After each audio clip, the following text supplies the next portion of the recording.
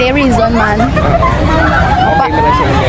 Hindi kay kasi kalit kami sa first subject naman. Hindi kay mo importante pa sa mga grade naman lang. Ano oras ang first subject natin? 7:20. Ano oras sa subong? Excited ka ba? 7:36. 7:36. Natin, late na kami sa first. So, ilan na ni Kadlaw? First day. First day, no? Saka nagligad ya. Wala kami na green niya kay gin metal detector lang kami. Subong ya, ano na naging kapaligayon? Mayara na sa pag-check ng isang bag. Gina-check naman bag Ano oras ano oras ka di nagapila? mga 6:54. 6:54. Medyo late na.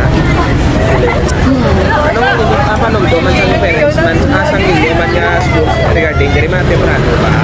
Oo. Kaya gina-close na ang gate O di ka paganin?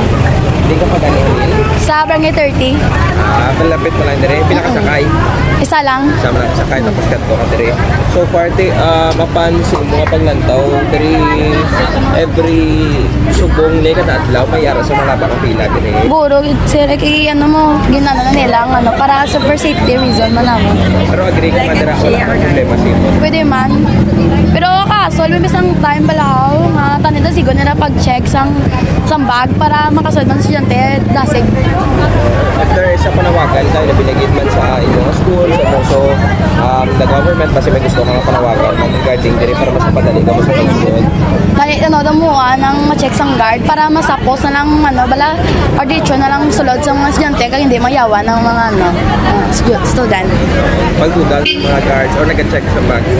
So far, pinakabukabilog sa inyo man nga may mga classmates ka pa diri nga nabilin. Tapos na mo.